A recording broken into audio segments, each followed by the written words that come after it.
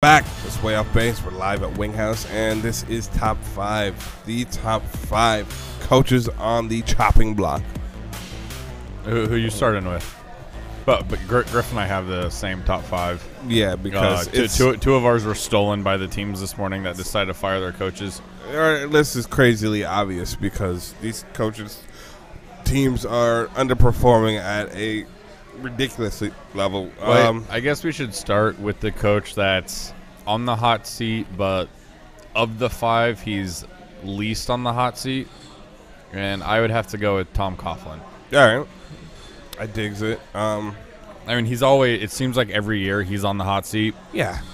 But then when you think about it, he's like, damn, he's been coach of the Giants for about like 80 years, but they want to fire him, or at least they bring up firing him every year. Well, it's because the team usually starts off well and then struggles at the end, whereas this year they kind of struggled in the beginning, and now they're just taking names every week. Eli Manning is going to save that man's job. I think if they don't make the playoffs, I think he gets fired.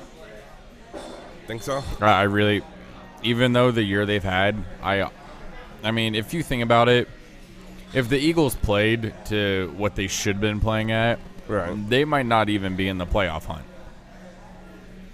But, I mean, they could still win a wild card, but I think if they miss the playoffs, that he's done. All right. Well, I think the next one on the list, barring the situation, is Jim Caldwell. Just because I think for the pure fact that he's getting a little leniency just because, you know, arguably one of the best players on football didn't play one damn down all year.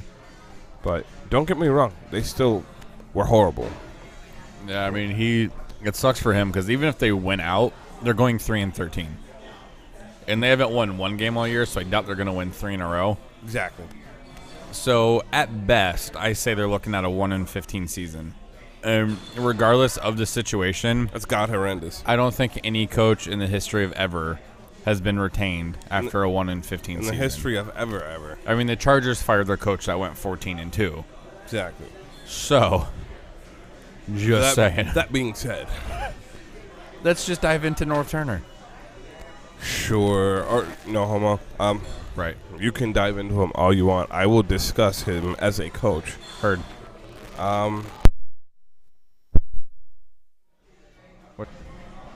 All right, sorry about that. We had a little technical difficulty. A little bit. But we're back. We're going to jump into Norv Turner again. You're jumping into him. Oh, okay. I refuse. Okay. But he's got his team that on paper probably should be winning that division. Oh, yeah. Actually, not probably. They should be winning that division. They're the reason I'm going to have to get a Tebow tattoo. Yeah. Good Lord. Bastards. But, there's no way that the Chargers should be third place in that division right now. And they are just barely not in fourth. Oh, God. Like, by a thread. So, I mean, Norv, you're done. Just by underperforming alone, you can't do that. Not with that team. Sorry, not with all the talent you got. No, no, he's done. Which I believe brings us to Raheem Morris. Yes. Speak on him. Speak on his name. Here's the thing. Raheem, like we said in the Buck segment, if they fire him, okay. If they keep him, okay. I'm not making excuses, but, the lack of the offseason definitely hurt the Bucks. If they retain him, though, he can't be all buddy-buddy with his players.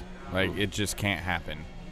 He has to put the fear of God in them. You're a head coach. You're not their best friend anymore. I know you used to be a defensive coordinator. Or drinking buddy, allegedly.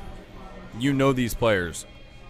You have, you have to be a coach. You have to hold your team accountable. And you need to make them produce. And being Mr. Nice Guy is going to get none of that done. No. Absolutely none of that. So, I mean, the Glazers even said that they're giving basically the last 5 weeks of the year were an audition for him to keep his job. And so far, He's Malo. falling on his face No me gusta. time and time again. Yeah. So it's looking like he's not going to have a job. And, you know, it sucks because I do like Raheem. I think he's a great coordinator. Just not working as a head coach right now. Not at all. But then again, who the hell are we going to get as a coach here? Yeah. The one name that was rumored today was Mike Zimmer, and I'm going to blow my brains out just thinking about that. Don't say that. So that brings us to our number one coach on the hot seat. That would have to be Steve Spagnolou in St. Louis.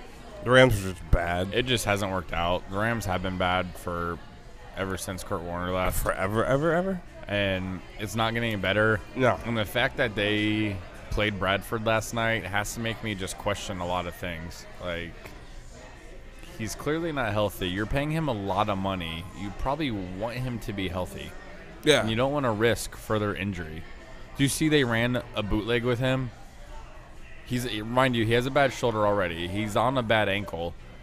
They ran everyone to the left, and then he rolled out to the right. Oh, but there's a linebacker waiting for him, and he just smashed his face. I saw that, actually. And it was one of those hits where you knew he wasn't hurt, but he did not get up. He was in no hurry to get up off the ground. No. He was just like, And, you know, Spagnolou is one of those guys where I would welcome him as a coordinator to Tampa. I just don't think – and he could be a good coach at one point. It's just not working for him in St. Louis right now. And I don't see it working for many. When he got hired, I even said, why would you take that job? Like, there are some jobs in the NFL where I'm just like, hell no. Why? Hell no. You're walking into a losing situation.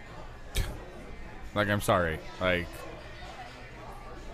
the Bills, for instance, if you offered me the Bills job, I'd just be like, cold and my team sucks. Oh, and you forget you live in Buffalo.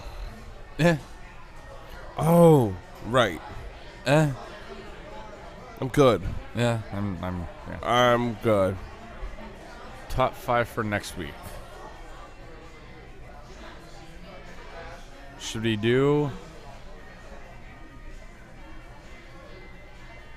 I was thinking like top 5 players you would like to see the Bucs draft.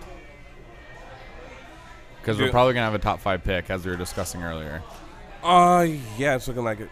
It's really looking like it. What play? Let's do basically who you like this. The top 5 players you like to see the Bucs take in the top 5. Let's just say they're gonna have the 4th pick. I can do that. Sounds good to me. All right. Before we get going, make sure you check out the fine folks at oceanpromotion.net. Let the experts in promotional product advertising get your business in motion. Whether you're looking for t-shirts, pens, or word recognition, get your message or logo branded today with oceanpromotion.net. Remember, put your business in motion with Ocean Promotion.